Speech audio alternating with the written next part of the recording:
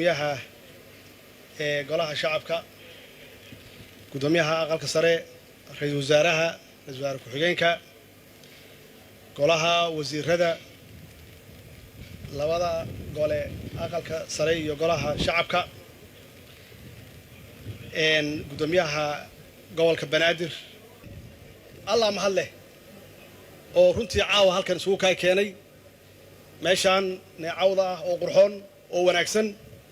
waxaan uga mahad celinayaa ra'iisul wasaaraha iyo xafiiskiisa waxaan rabaa inaan u mahad celiyo baarlamaanka labada aqal oo runtii kalfadhiga hadda ugu dambeeyay lixaad shaqo aad iyo aad runtii loogu baahan yahay oo muuqda u qabtay khaasatan aan wax ka sii raahdo baarlamaankan tobnaad anigu waxaan aaminsanahay inaad ka duwan tihiin kii sagaalaad iyo sideedaad iyo kuwii ka horreeyay waxaa uga duwan tihiin runtii waxaa qayb ka tihiin ama aad hormood ka tihiin xasilinta iyo deganaanshaha dowladnimo oo ahayd wax horey loo waayey oo dib noo dhigay waxaad bannaanka ka istaagteen wax alla wixii khilaaf ah dowladnimo sideedu waa iska crisis oo waxa weeye wax la manage gareeyo hadba dhibkii yimaada ileen waxaa la maamulayaa 15 iyo 20 milyan dad gaaraye oo weliba xaalad adag soo maray oo 30 sano dhib ah soo maray duruufo badan ay jiraan marka waa imaan annagana de Soomaaliyeedna waa u sameysannahayba khilaaf iyo iska horimaad iyo muran waa u sameysanahay iyo qof walba inuu sidiisa u boqran yahay waa u sameysanahay xaqiiqatan waxay ka fogaadeen wax alla wixii khilaaf ahaa waxay ka fogaadeen wax alla wixii dhibaato u keeni karay dowladnimada iyo ama dib u dhac u keeni karay waxa arkaysaan oo leeyahay waa la qabtay waxay ka ahaayeen hormood iyo ka ahaayeen horseed ayay ka ahaayeen la'aantood deganaashahooda iyo xasiloonadooda iyo wada shaqeyn la'aantoodana wixii la qabtay laba qabteen marka waxaan leeyahay aad iyo aad u mahadsantihiin talabaad wada shaqeynta dowladda dhexdeeda ah dhaqankii siyaasadeed oo hore waa bedelnay oo waxaan ku bedelnay wada shaqeyn waa sax perfect ma jiro ilaahay un baa yaa dhan bini aadan baan nahay khaldaad waa iska imaan dib waa iska imaan karaa laakiin waxaan ku dadaalnay in aan dhexdeena wada shaqeyno in madaxtooyada iyo golaha wasiiradu ay wada shaqeeyaan golaha wasiirada iyo labada aqal ay wada shaqeeyaan dowlad ahaan iyo shacabka Soomaaliyeed oo iyagu sovereignty ah iyagu dowladnimadii iska leh inaan wada shaqeyno waxa weeye wada shaqeyntaasna qayb weyn waxa ka ah golaha labada aqal ya qayb weyn ka ah tan saddexaad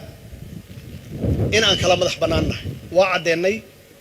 in hay'ad walba oo dastuuri ah hay'adaha kale ee ka madax banaan yihiin way muuqataa oo wax isku dhex jira ma jiraan oo nala arki maayo waa sax loobi waa jira laakiin waxaan u dhaafnay golaha wasiiradu inay hawshooda qabsadaan labada aqalna hawshooda ay qabsadaan taas xaqiiqatan waa wax runtii nagu cusub waxay keentay marka inaan shuruuc badan ay ansixiyaan wada shaqeyntaas waa saad maqlayseen 22 sharci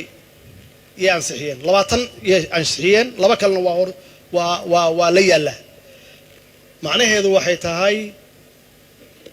juhdigay galiyeen iyo shaqaday qabteen waa markaan leeyahay lamid ma aha kuwii ka horreeyay waana ku mahadsan yihiin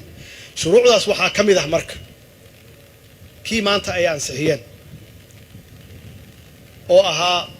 shalay oo ahaa kii doorashada sharcigii doorashada aad iyo aad ayay runtii ugu mahadsan yihiin annagu waxaan filaynay in muddo dheer ay qaadanayso bacdamaa waqtiyadan marka la soo gaaro xoogaa ay timaado iskhilaafaad iyo cudurdaarro fara badan laakiin runtii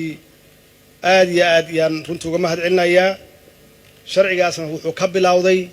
heshiiskii baydhabo ayuu ka bilowday baydhabo markaan isugu tagnay baydhabo agreement dowlad goboleedyadii iyo annaga markaan halkaas ugu tagnay iyadoo la leeyahay waxba lagama soo saarayo oo sida uu sheegay duqa Cabdulle inta badan dadka Soomaaliyeed mas'uuliyiinta ah lagama filo inay wax isku raacaan aan ka soo saarnay in aan ku heshiinay qaabkii doorashada loo sameyn lahaa oo qof walba uu saxiixay uu committed uu ku noqday qof walba uu saxiixay heshiiskaas iyo kii khayraadka qaybsiga khayraadka iyadana inaan isku raacnay oo aan wada saxiixnay waxay ay aan wada saxiixnay in doorashada 2020 iyo 2021 ay u dhacdo qof iyo cod shacabka Soomaaliyeed dib in loogu celiyo awoodooda waxay u dhacday in uu noqdo doorasho midaysan wixii ka dambeeyay marka waxa iska leh diyaarinteeda iyo ka shaqaynteeda xukuumadda iyo labada gole ee baarlamaanka yaa iska leh annagu waxaan soo diyaarinay marka midkii ugu sahlanaa iyo xukuumad soo diyaarisay oo aan islahayn wuxuu midayn karaa dalka oo single constituency la yiraahdaa oo haddaa tahay xildhibaan inaad matalayso dalkoo dhan aad matalayso codka Kismaayo aad ka hesho uu yahay cod aad ka heshay Baydhabo kan Baydhabo aad ka heshay uu yahay mid Boosaaso aad ka heshay iyo guud ahaan dalkoo dhan iyadoona cidna la siinin special status aan la siinin waxaan u arkaynay inuu yahay kii ugu fududaa kii xoojin lahaa multi party systemka axsaabaan xoojin lahaa oo xisbi dadku ay u dooran lahaayeen intay u dooran lahaayeen shakhsi anu marka haddii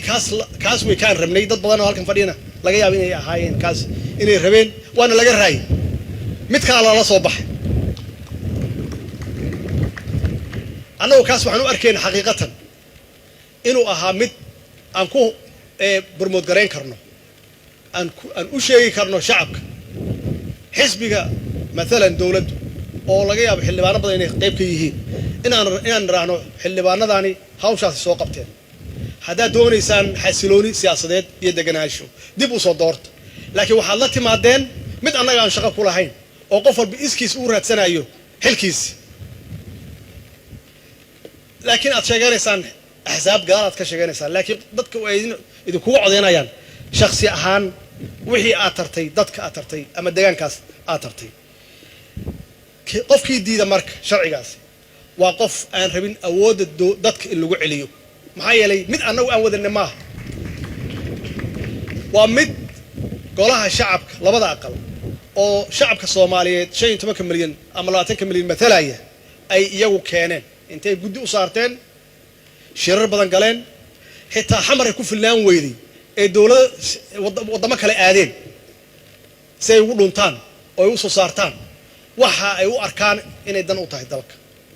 waxa la filayaa marka bacdama kii annagu aan wadanay uusan ahayn inaan loobi ka gali doono oo dad badan ay u fasiri doonaan inaan isku cabireyno dharkaas laakiin waa u deynay sharcigaasi waa kana horteedu yaalaa hortiinaan ku saxiixaya caawa waxaan codsanayaa labada gudoomiye iyo laba barnaamijyada inay garabkay soo istaagaan caawa laga bilaabo dalku doorasho aaday hal ogaado bismillaahir rahmaanir rahiim madaxweynaha jamhuuriyadda federaalka Soomaaliyeed markuu arkay qodobka 87 farqada koowaad iyo farqada labaad ee dastuurka markuu arkay qodobka 9 xarafka fa ee dastuurka markuu arkay warqadda gudoomiyaha golaha shacabka baahida loo qabo in la ansixiyo lana meel mariyo sharcigan waxa uu madaxweynuhu soo saaray sharcigan qodobka koowaad laga bilaabo markuu madaxweynuhu saxo sharcigan waxaa si rasmi ah loo ogolaaday sharciga doorashooyinka heer federaal marka uu madaxweynaha jamhuuriyadda federaalku saxo sharcigan waxaa loo daabici doonaa faafinta rasmiga ah ee jamhuuriyadda federaalka Soomaaliyeed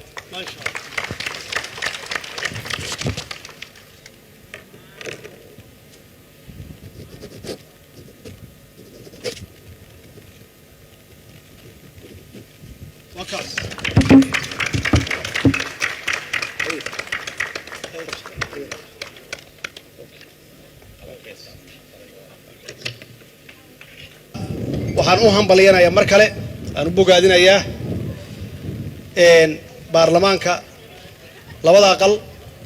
xildhibaanada sharafta leh yaan u hambaliyanayaa waana intaan sheegayo weeye inay yihiin baarlamaankan tobnaad aniga kolleyba fakarkayga iyo ra'yigayga kii ugu fiicnaa ee dalka soo maray shacabka Soomaaliyeed waad aragtaan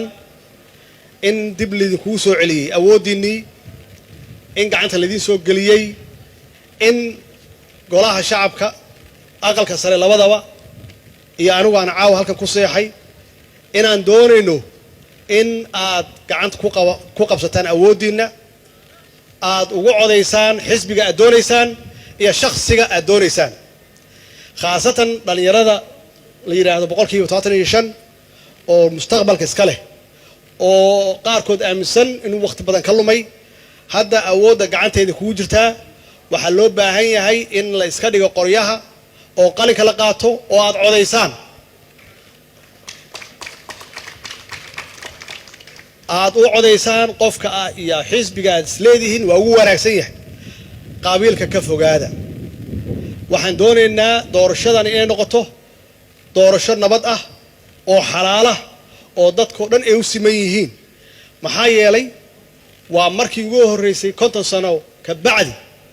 awoodiina gacantiin lagu soo celiyay waxa la idinka rabaa oo kaliya in idinkoo raalli ah aad doorataan cidda aad rabtaan waqtigii colaada isjijiidka iyo isriixa waa dhamaaday maanta waxay tahay qofka aad dooranayso ama xisbiga dooranayso inaad ku doorato wax qabadka xisbiga iyo shakhsigaasi wuxuu u yahay marna ha ku dooran dangaar ah marna yaan lagu dooran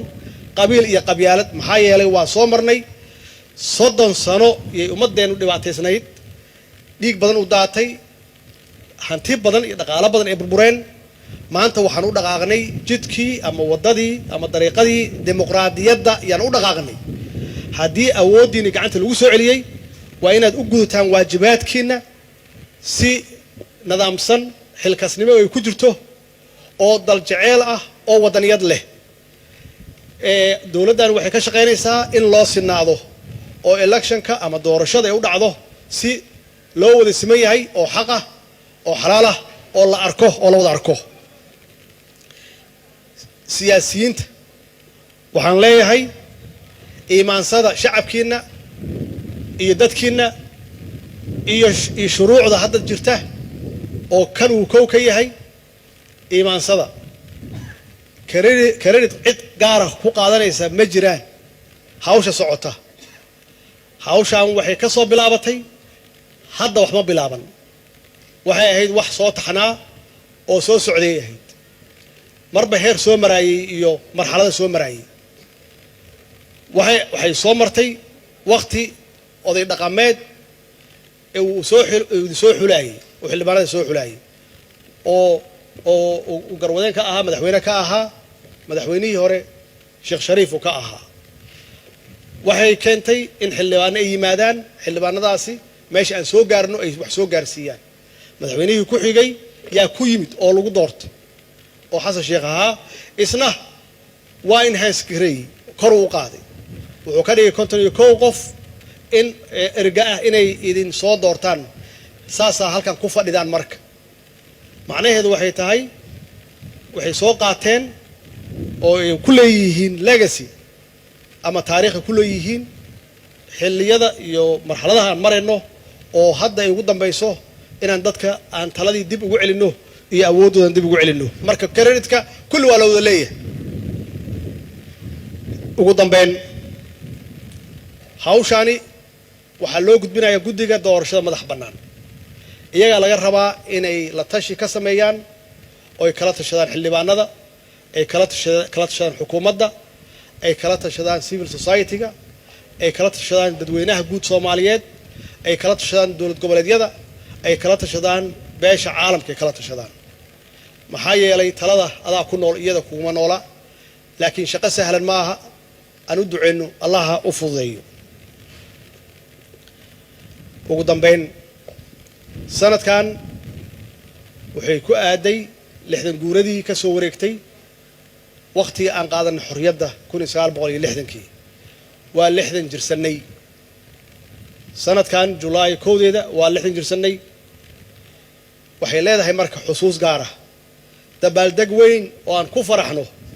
ma jiraan oo dalkii wali dhibaatooyin badan ayaa jira laakiin xusuus iyo taariikh aan wax ka baranno aan wax ku qaybsanno iyo leedahay oo aan muujino inaan intaas ka adagnahay oo resilient aan nahay oo aan muujino dalkeena inaan dib u dhisano oo aan muujino dib u heshiisiin dhaba inaan galno oo aan muujino sidii aan ku keen lahayn midnimada Soomaaliyeed aan ku keen lahayn macnaheedu waa inaan wada istaagno xusuustaan 60 sano 30 sano waxaan ahayn dal iyo dad midaysan 30 sanona waa kala soconnay waxaan rabaa inaan wada duceysano kulligeen intaan ducada bilaabin waxaan idinka codsanayaa guud ahaan ummadda Soomaaliyeed meel kasta ay joogaan inay xusaan oo la isu diyaariyo oo qof walba qaybtiisa ka qaato kaalintiisa ka qaato haday tahay waxa ugu yar geed inaad beerto haday ugu yar tahay inaad qashinka gurigaaga ka hor qaado haddii kalena aad saacad ama 2 saacadood usbuuci aad galiso danta guud aad galiso si aan u nadiifsano qof walba meeshu joogo hadda meeshaan joogno Muqdisho ay nadiif u noqoto burburka ka muuqda ee aan qurxisano aan u ekaysiino dalkii siduu ahaan jiray dal nabad ah oo bilicdiisa iyo quruxdiisa la soo noqday saas darteed qof walba oo Soomaali ah meel kasta uu joogo waajibaadkaas saaran xusuusta 60 guurada darteed qof walba inuu isxilqaamo uu kaalintiisa qaato wax alla wuxuu ku tari karo dalkiisa iyo deegaankiisa inuu sameeyo aan duceysano marka aan duceysano Ilaahay inuu nabadna siiyo Ilaahay inuu dhibka naga dulqaado Ilaahay inuu midnimo noo keeno Ilaahay dhexdeena inuu burcad isu mariyo ama farmaajo isu mariyo wassalaamu calaykum wa rahmatullaahi wa barakaatuh